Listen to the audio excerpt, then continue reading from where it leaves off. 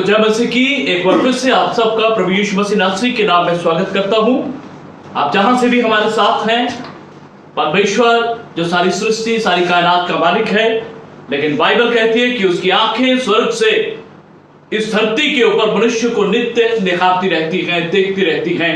और परमेश्वर आपके हृदयों को, आपके परिवारों को, आपके घरों को, हर जगह उसकी निगाह है। और किस तरह से इस वक्त हमने उसकी आराधना की है वो बेहतर जानता है, लेकिन मैं विश्वास करता हूं जब हम सबके जीवनों में परमेश्वर ने यह मौका दिया कि आज उसकी दया जो हम सबके जीवनों में नई हुई कि आज के दिन हम मिल करके उसका धन्यवाद, उसकी आराधना स्तुति करने पाए, तो उसके लिए हम परमेश्वर का दिल से धन्यवाद देते हैं। Praise God. और विश्वास करते हैं उसकी हुजूरी हमारे जीवनों में है, उसकी हुजूरी हमारे हृदयों में है और हमारे परिवारों में है। और उसकी हुजूरी ही है जो हालातों को बदल के रख देती है, और उसकी हुजूरी ही है जिसके लिए वो स्वयं भूखा है और आपको और मुझे भी उसकी उपस्थिति के लिए सर्वदा भूख और प्यास को दिखाना चाहिए। जैसा उसका नाम दाऊद कहता है, हे यहोवा, जैसे हिरनी पानी के लिए हाँफती है, वैसे हे यहोवा मैं तेरे लिए हाँफता हूं। मेरे अज़ीज़ों, आपको और मुझे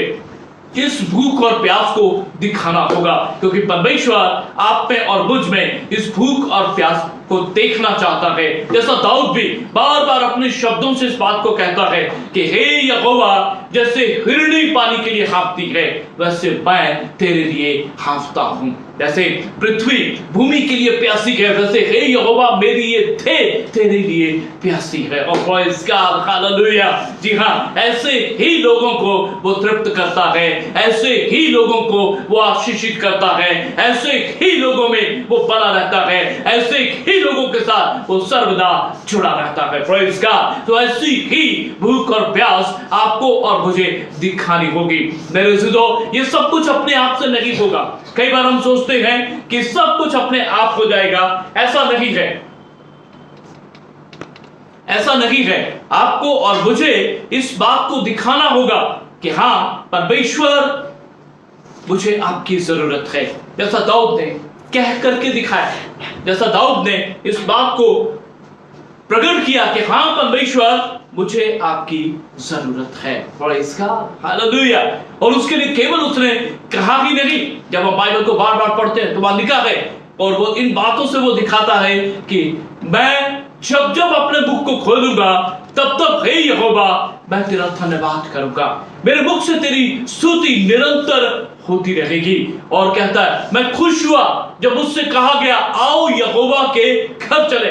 ये बातें बताती हैं कि वो परमेश्वर से संगति करने वाला, ये बातें बताती हैं वो परमेश्वर का धन्यवाद करने वाला, ये बातें बताती हैं वो परमेश्वर की स्तुति करने वाला। और क्या लिखा है, जब हम भजन संहिता 5 को पढ़ते हैं, वहां लिखा है प्रति भोर हे यहोवा मेरी वाणी तुझे सुनाई देगी और मैं प्रार्थना करके तेरी बाट जोहूंगा। और प्रेज़ गॉड, वो प्रार्थना करने वाला व्यक्ति और प्रति भोर एक सैक्रिफिशियल और बड़े दुख के साथ, लेकिन अपने परमेश्वर के साथ प्रति भोर अपनी जिंदगी को, अपने जीवन को उसके चरणों में लाता। किस बात के लिए? कि वो बोले और परमेश्वर सुने, वो प्रार्थना करे परमेश्वर सुने, और फिर वो इंतजार करे और परमेश्वर उससे बोलेगा तो वो उसकी सुने। Praise God, hallelujah. मेरे अज़ीज़ों, उसको करना पड़ा, आपको और मुझे भी ऐसा ही करना है। आपको और मुझे भी इस भूख प्यास को दिखाना है। आमीन, हालेलुया।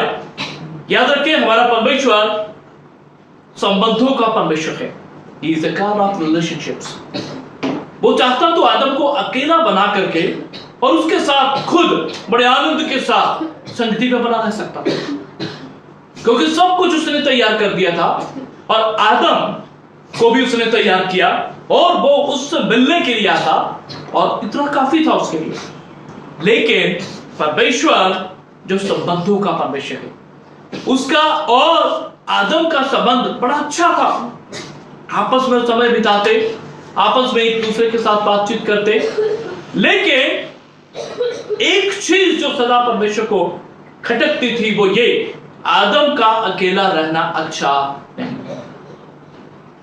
और परमेश्वर ने उसके लिए उसी के स्वरूप और उसी की समानता में एक स्त्री को उसने बनाया और जब उनको दोनों को साथ रखा और जब दोनों को इकट्ठे देखा तब कहा अब अच्छा है। Praise God, hallelujah.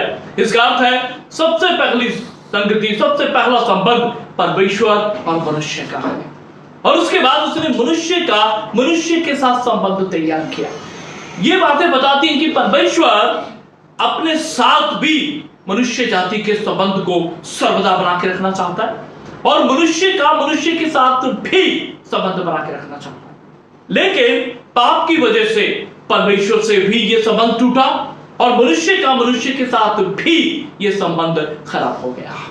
नतीजा वहां पाप, वहां दंड, वहां एक दूसरे के प्रति नफरत, ईर्ष्या, और वहां प्रेम नाम की कोई चीज नहीं, और वहां पे जेलसी और तरह तरह की समस्याएं परमेश्वर के साथ संबंध में और एक मनुष्य का दूसरे मनुष्य के साथ संबंध में आनी शुरू हो गई। मेरे से तो यही वजह थी कि परमेश्वर ने जब अदन की वाटिका में आदम और हव्वा को एक किया, और पाप की वजह से जब वो निकाले गए इस धरती पे भी उसका लक्ष्य यही था कि वो मुझसे जुड़ा रहे और आपस में भी संगति और संबंध में जुड़ा रहे। लेकिन पाप की वजह से ये नहीं हो पा रहा था।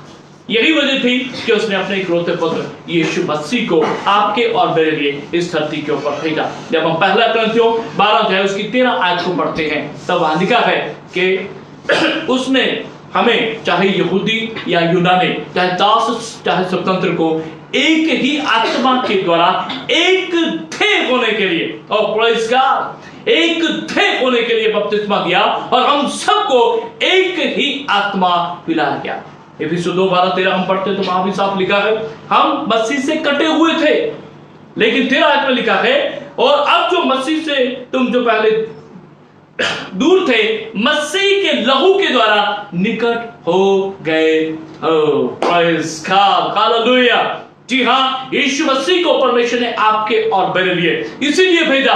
वो संबंध जो पाप के कारण परमेश्वर का मनुष्य के साथ टूट चुका था, यीशु मसीह के सूली बलिदान और बेशकीमती लहू के द्वारा, जैसा लिखा है, उसने आपके और मेरे सब दुखों को सह लिया, रोगों को उठा लिया। वो आपके और मेरे लिए चंगाई प्राप्त करने के लिए उसने कोड़े खाए, लहू बहाया। परमेश्वर ने हम सबके पापों का बोझ अपने पुत्र यीशु पे लाद दिया, और वो आपके और मेरे लिए मारे गए, गाड़े गए, आपको और मुझे परमेश्वर से मिलाने के लिए तीसरे दिन मुर्दों में से जी उठे। Praise God, hallelujah.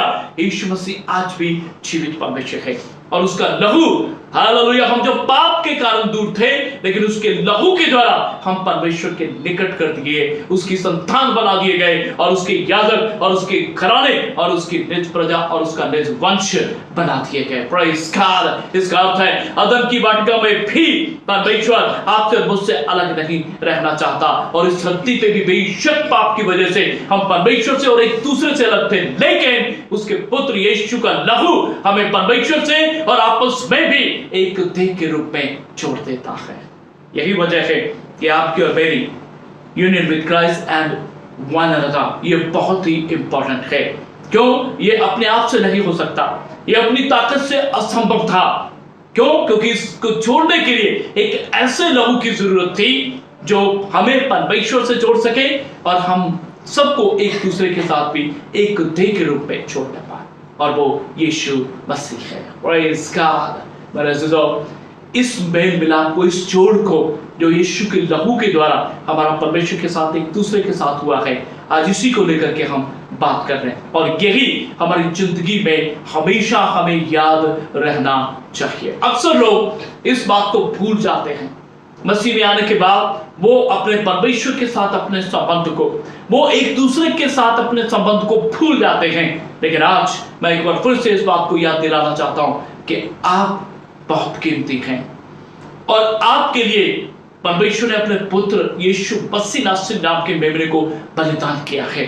केवल इसलिए, याद रखें, जब आदम और हव्वा ने भी पाप किया था तो उन्होंने अपने आप को, हम सभी जानते हैं, पत्तों से ढांप लिया था, जो झूठे धर्म और झूठी कवरिंग को दिखाता है, जो केवल धोखा है।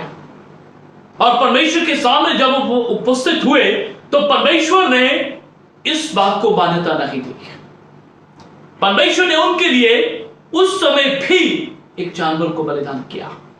लिखा है लहू से सना हुआ अंगरखा तैयार किया गया और आदम को और हव्वा को पहनाया गया। मेरे अज़ीज़ों, उस समय भी लहू और बलिदान दिखाया गया और इस धरती पे भी लहू और बलिदान और मेमना, यीशु नाम का मेमना जो आपके और मेरे लिए बलिदान किया गया।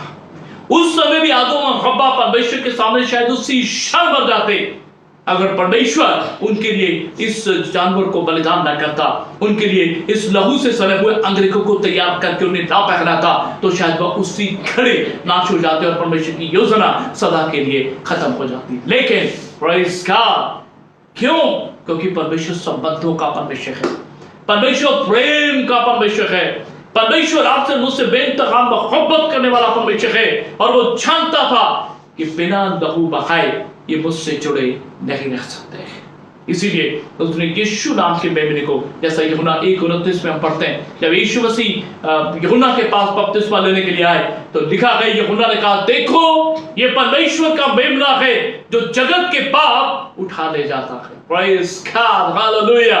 और आपके और मेरे लिए यीशु मसीह नाम का मेमना बलिदान किया गया और पवित्र आत्मा के द्वारा आपको और मुझे मसीह यीशु में उसकी देह का अंग बनाने के लिए, प्रेज़ गॉड, एक ही पवित्र आत्मा के जरिए बपतिस्मा दिया गया और एक ही आत्मा पिलाया गया। किस बात के लिए? कि हम हालेलुया मसीह यीशु की देह के अंग बन सके।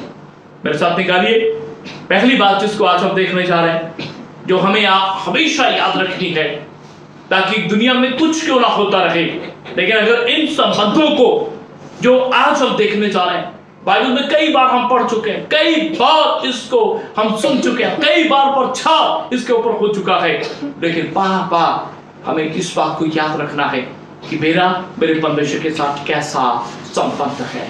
जब हम ऐसा संबंध याद रखेंगे तो मेरे अज़ीज़ों, आप याद रखें कि कुछ भी संसार में होता रहे, लेकिन जो संबंध परमेश्वर के द्वारा आपके और मेरे साथ जोड़ा गया है, union with Christ and one another, एक दूसरे के साथ और मसीह के साथ जो मेल हमारा हुआ है, जब हम उसे याद रखते हैं तो दुनिया में कुछ होता रहे, लेकिन कोई चीज आपको परेशान नहीं कर सकती, डिप्रेशन में नहीं ले जा सकती, निराश नहीं कर सकती, क्योंकि सब चीजों के ऊपर यह जरूरी है कि आपका और आपके परमेश्वर का आपके साथ क्या संबंध है, आपका और मेरा एक दूसरे के साथ क्या संबंध है।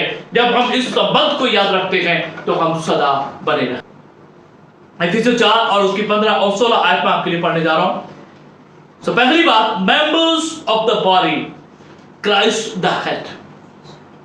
हम उस देह के अंग हैं जिसका सिर यीशु मसीह है। ओह प्रेज़ गॉड, हालेलुया।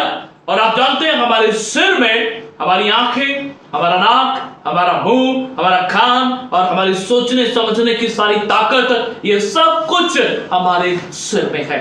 लेकिन आप जानते हैं जिस आत्मिक देह का आप और मैं अंग है, उसका सिर यीशु मसीह है। आमेन, हालेलुया।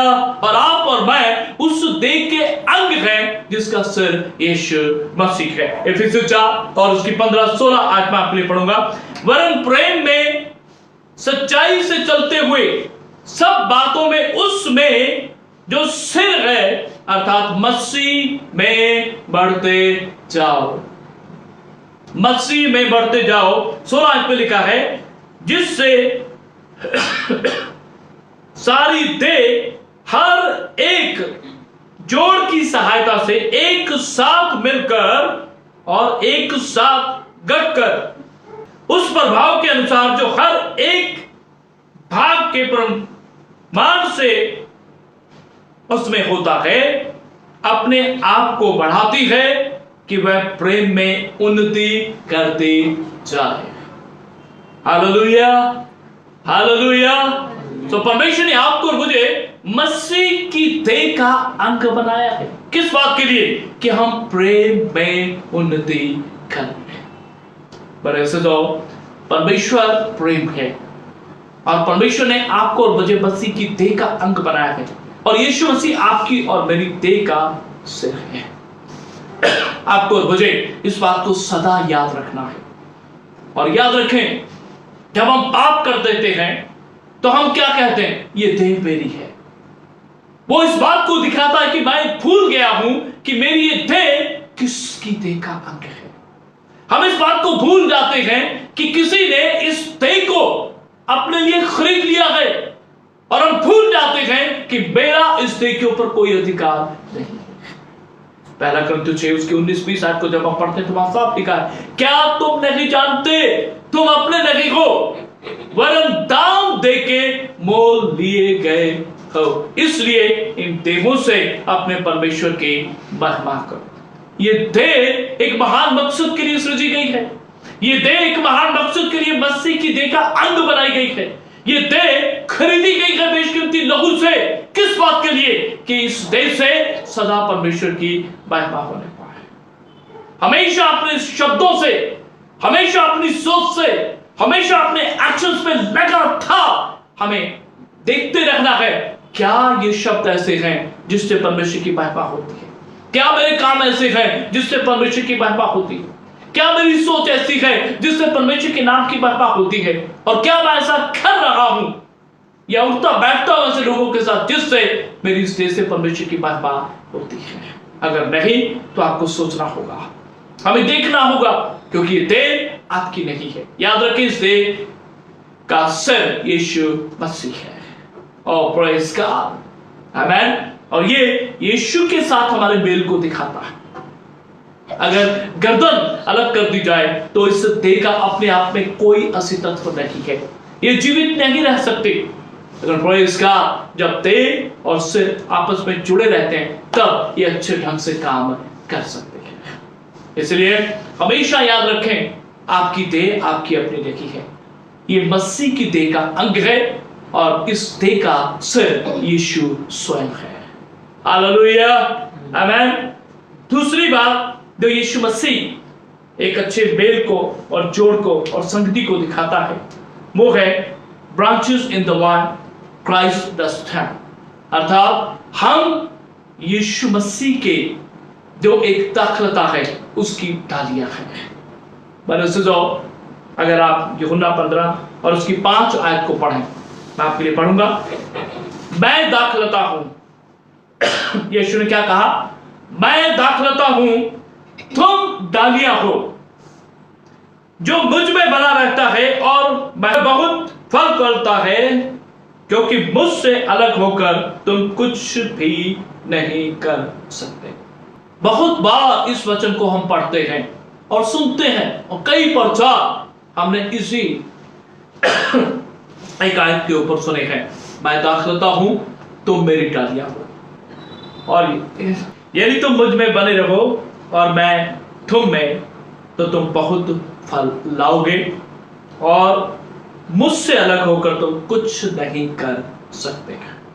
आज दुख की बात है, हम मसीह की डालियां हैं, लेकिन हम अपनी बुद्धि और ताकत से उससे अलग होके बड़ा कुछ करने की कोशिश करते हैं।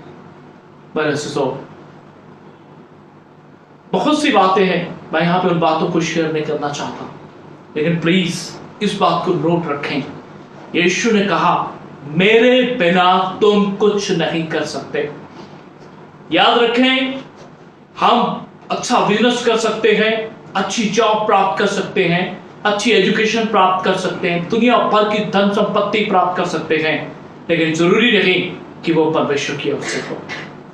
क्योंकि अगर यीशु से अलग होके या इस संसार के नियमों के अनुसार हमने इन सब चीजों को प्राप्त करने के लिए काम किए हैं, तो ये परमेश्वर की ओर से बिजनेस नहीं है, ये परमेश्वर की ओर से जॉब नहीं है, ये परमेश्वर की ओर से धन संपत्ति नहीं है, ये परमेश्वर की ओर से एजुकेशन नहीं है। क्यों?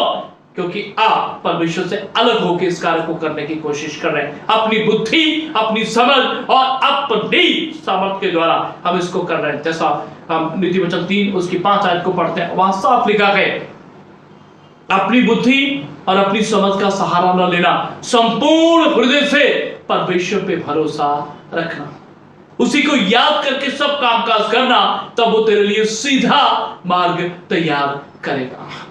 क्या कहा प्रभु ने? अपनी बुद्धि, अपनी समझ का सहारा नहीं लेना। इसका अर्थ हम अपनी बुद्धि समझ का सहारा ले सकते हैं।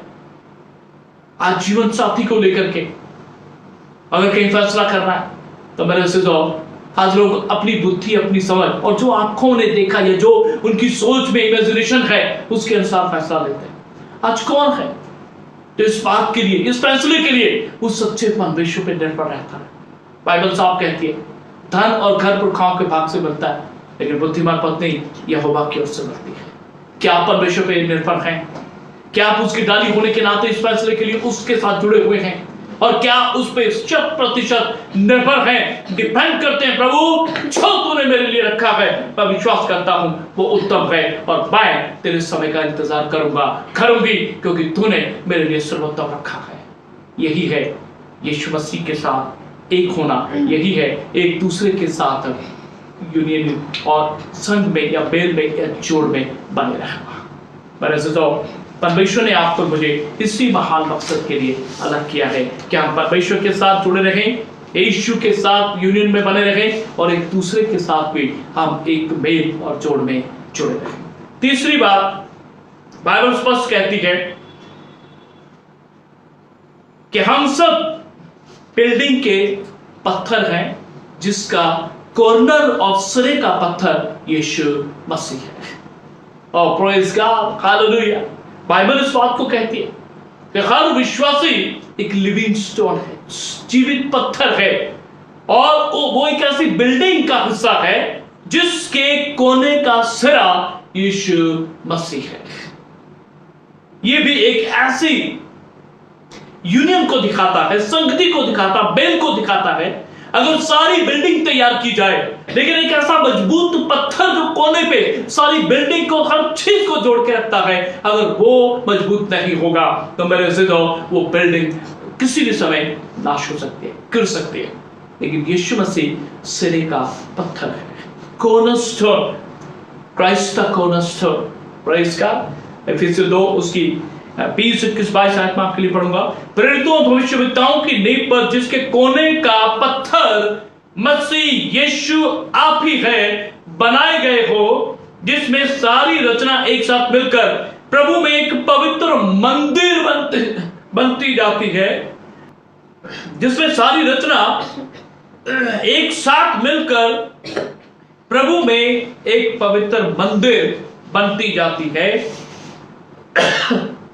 जिसमें तुम भी आत्मा के द्वारा परमेश्वर का निवास स्थान होने के लिए एक साथ बनाए जाते हो। तुम भी, प्रेज़ गॉड। ये बिल्डिंग आपके और मेरे बिना नहीं है, ये बिल्डिंग आपके और मेरे बिना नहीं बन रही। ये भवन अब्बा पिता के लिए तैयार हो रहा है और इस भवन का कोने का पत्थर यीशु मसीह है और आप और मैं इसके जीवित पत्थर हैं जो इस भवन को तैयार कर रहे हैं। और प्रेज़ गॉड, परमेश्वर यहां है, यीशु मसीह यहां है, हर विश्वासी आप और मैं इस भवन को तैयार कर रहे हैं। और प्रेज़ गॉड, कितना महान परमेश्वर जो अपने लोगों के साथ सदा ही संग रहना चाहता है, जुड़ा रहना चाहता है। Union with Christ and one another. यहां देखिए, परमेश्वर के साथ भी हम जुड़े हुए हैं, यीशु के साथ भी हम जुड़े हुए हैं और एक दूसरे के साथ भी हम जुड़े हुए हैं। मेरे से तो प्रभु के रहने का स्थान तभी बनेगा अगर हम परमेश्वर के साथ जुड़े होंगे, मसीह के साथ जुड़े होंगे और एक दूसरे के साथ जुड़े होंगे। आज बड़ा दुख होता है जब मैं कलीसियाओं को, सेवकों को देखता हूं, मेरे से तो जुड़ने की कोशिश कर रहे हैं। हम अपनी चाहे कितनी कोशिशें कर लें, हम एक मन एक चित्त नहीं हो पाएंगे। हमें अपने आप को यीशु मसीह के अधीन करना होगा, हमें अपने आप को पवित्र आत्मा के अधीन करना होगा और तब हम उसके मध्य में और उसमें हम एक होंगे और एक दूसरे के साथ भी हम जुड़े रहेंगे। क्योंकि जैसे डाली को तने के साथ अगर कोई चीज जोड़ के रखती है तो उसमें बहने वाला जीवन है। और आप जानते हैं बाइबल में लिखा, यीशु मसीह ने कहा जीवन और पुनरुत्थान मैं हूं। प्रभु यीशु ने कहा सत्य मैं हूं, जीवन मैं हूं, मार्ग मैं हूं, बिना मेरे कोई परमेश्वर के पास नहीं जा सकता। तो जब अगर हम यीशु मसीह के साथ नहीं जुड़े होंगे तो हम किसी रीति से फल नहीं सकते। हम एक बिल्डिंग का वो जीवित पत्थर नहीं बने रह सकते जो परमेश्वर के रहने का एक पवित्र स्थान बन रहा है। हालेलुया। पहला पत्र 2:5 भी मैं आपके लिए पढ़ूंगा। तुम भी आप जीवते पत्थरों की नाई आत्मिक घर बनते जाते हो, जिससे याजकों का पवित्र समाज बनकर ऐसे आत्मिक बलिदान चढ़ाओ जो यीशु मसीह के द्वारा परमेश्वर को ग्रहण हो। हालेलुया। तो आप और मैं जीवित पत्थर हैं और यीशु मसीह के द्वारा हम ऐसे बलिदान चढ़ाते हैं जिससे परमेश्वर खुश होता है और वो बलिदान उसको ग्रहण योग्य हो। प्रेरितों के काम 4:11-12 भी मैं आपके पढ़ूंगा। यह वही पत्थर है जिसे तुम राजमिस्त्रियों ने तुच्छ जाना और वह कोने के सिरे का पत्थर हो गया और किसी दूसरे के द्वारा उद्धार नहीं, क्योंकि स्वर्ग के नीचे मनुष्यों में और कोई दूसरा नाम नहीं दिया गया जिसके द्वारा हम उद्धार पा सके। यीशु मसीह कोने का पत्थर है और आप और मैं जीवित पत्थर हैं और हम मिल करके परमेश्वर के रहने का स्थान बना रहे हैं। Praise God. हालेलुया। और आखिर में हम झुंड की भेड़ें हैं और यीशु मसीह से झुंड का चरवाहा है। हालेलुया। आमीन। जब आप प्रेरितों के काम 20 और उसके 2.5 को पढ़ते हैं तो वहां लिखा है, इसलिए अपनी और पूरे झुंड की चौकसी करो जिससे पवित्र आत्मा ने तुम्हें अध्यक्ष ठहराया है कि तुम परमेश्वर की कलीसिया की रखवाली करो जिसने उसे अपने लहू से मोल लिया है। हर भेड़ यीशु मसीह के लहू से खरीदी गई है। Praise God. परमेश्वर ने 5-fold मिनिस्ट्री में सेवकों को चुना है ताकि इस झुंड की रखवाली की जाए, हर भेड़ की रखवाली की जाए जिसको यीशु ने अपने लहू से खरीदा है। और यीशु मसीह इस झुंड का प्रधान चरवाहा है। यहां भी हम देखते हैं कि चरवाहा और भेड़ें आपस में एक ऐसा संबंध है। यूहन्ना 10 में बड़ा अच्छा संबंध भेड़ और चरवाहे के विषय में हम देखते हैं। और मत्ती 23 हम बड़े अच्छे से इस बात को देखते हैं, यहोवा मेरा चरवाहा है और मुझे किसी बात की घटी नहीं होगी। Praise God. हालेलुया। इसलिए मेरे अज़ीज़ों, हमें इन संबंधों को हमेशा याद रखना है कि मैं यीशु के लहू से खरीदी हुई भेड़ हूं और यीशु मेरा चरवाहा है। मैं जीवित पत्थर हूं और जिसके कोने का सिरा यीशु मसीह है। हालेलुया।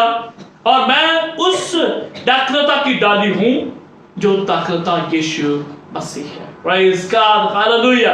और मेरे अज़ीज़ों, इन सब बातों को आपको और मुझे हमेशा याद रखना है। और याद रखें सबसे महान बात, मैं उस देह का अंग हूं जिसका सिर यीशु मसीह है।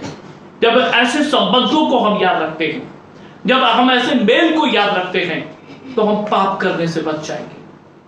क्योंकि जब मुझे याद रहेगा कि मैं अपने आप से नहीं बल्कि यीशु के लहू से खरीद करके उसकी झुंड की भेड़ बनाई गई हूं, तो मेरे से तो हम कभी पाप नहीं करेंगे।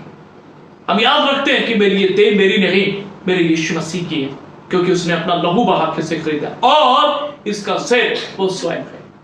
तो हम पाप करने से बच जाएंगे, संसारिकता में जाने से बच जाएंगे, शैतान के बंधनों से बचे रहेंगे।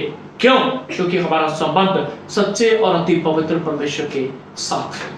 हम उसकी देह का अंग हैं, प्रेज़ गॉड। और हम जीवित पत्थर हैं जिसका कोने का सिरा यीशु मसीह है और हम सच्ची दाखलता की डालियां हैं।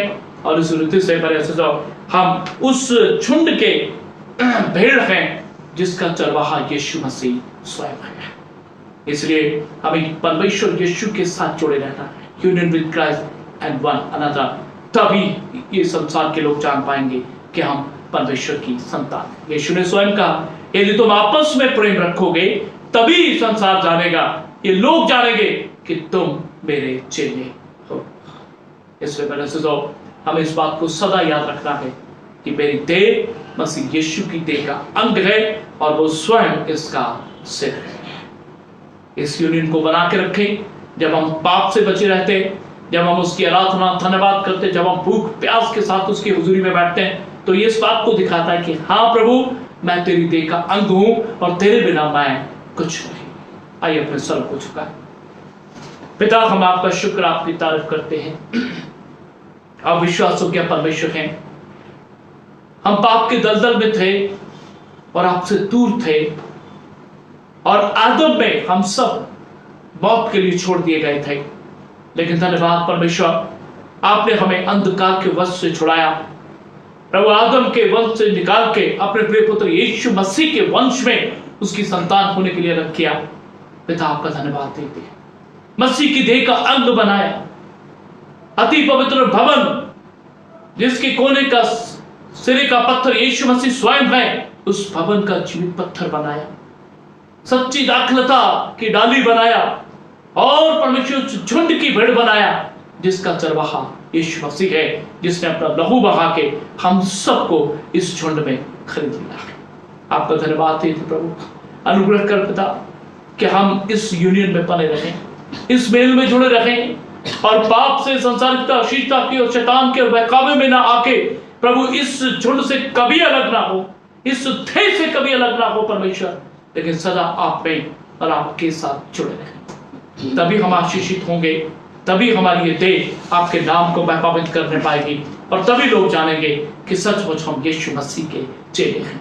ऐसा जीवन जीने के लिए हम सबकी मदद कर प्रभु, और जिन्होंने आज पहली बार तेरे वचन को सुना है, दया कर प्रभु कि वो जान जाए मसीह से अलग होके कोई जीवन नहीं, मसीह से अलग होके कोई परमेश्वर नहीं।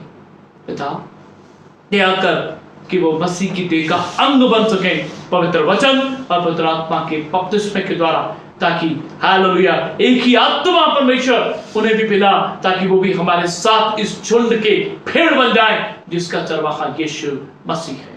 धन्यवाद देते सब बातों के लिए, और शुरू से लेकर अब तक आपने मदद की, आपका शुक्र, आपकी तारीफ करते हैं।